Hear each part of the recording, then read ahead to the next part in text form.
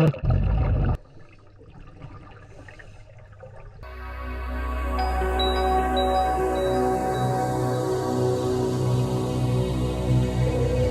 welcome back to Aquatic Australia vlog series.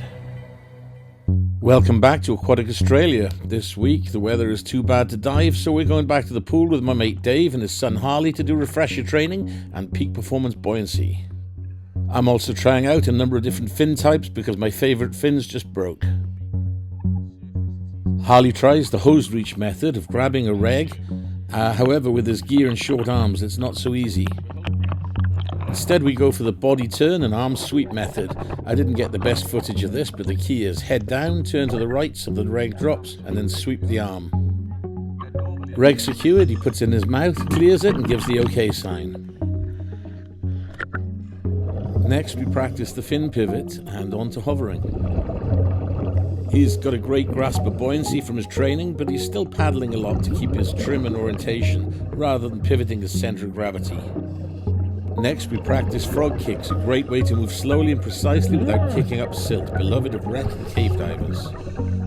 Next we put it all together using lung ballast to swim slowly under control through the hoops. As important as buoyancy and trim control is, streamlining of gear here. Harley's dangling console catches on the hoop, and his heels held too high also catch the loop.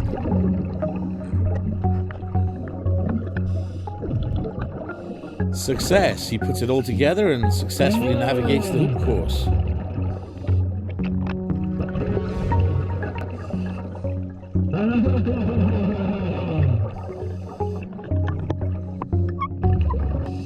Again, streamlining catches him out here, this time by having a large loop in his medium pressure hose. A lesson best learned in the pool, as hooking a reg on a piece of reef with surge could rip the reg out of your mouth.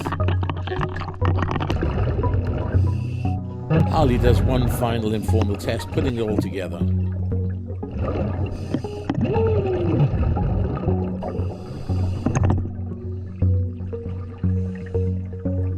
Fist bump, and then he brings the rings back up to the surface to his dad.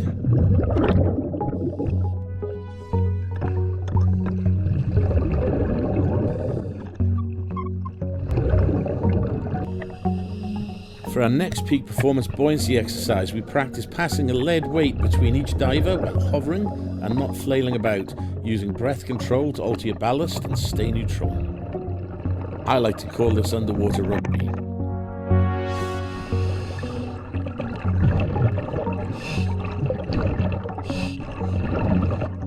Next we try cross-legged hovering. The point of this is to hover but keep your hands occupied so only the lung ballast can move you about. Often you will pivot over to float tank down. In this case, Harley also floats head down. To counteract this, he could move the tank lower, but even so you will pivot. You just need to go with it and alter your trim later.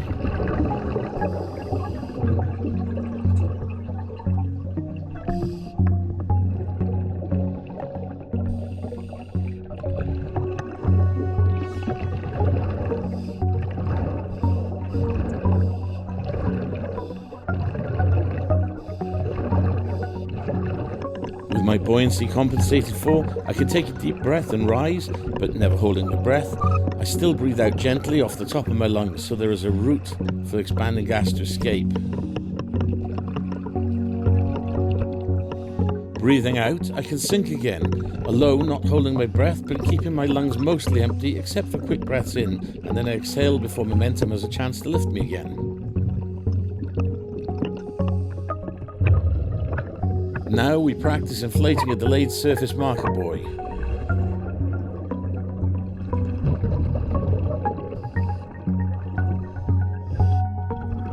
We practice mask removal and replace.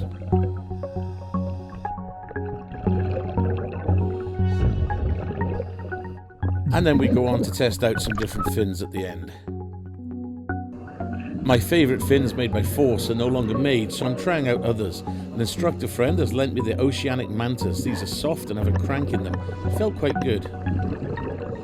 Personally, stiff fins tend to give me a cramp in my leg, and Force fins were great at avoiding this. Another friend lent me her Apex RK3s, which I also found I liked very much, more than I thought I would, as they were nice and soft, although I did start to get a cramp after about 2 hours. I've tried stiff fins like Seawing Supernova. My friend loves his, but for me they're too stiff and give me cramps. But these Oceanic V12s are soft and flexible, and they seem to work well for me. I tried my old freediving fins. I used to love these and spend hours in them, but now I find they cause my foot and leg to cramp quickly. Force fins are still my favourite. They need a bit of a short, snappy flutter kick, but they develop a lot of power with low effort.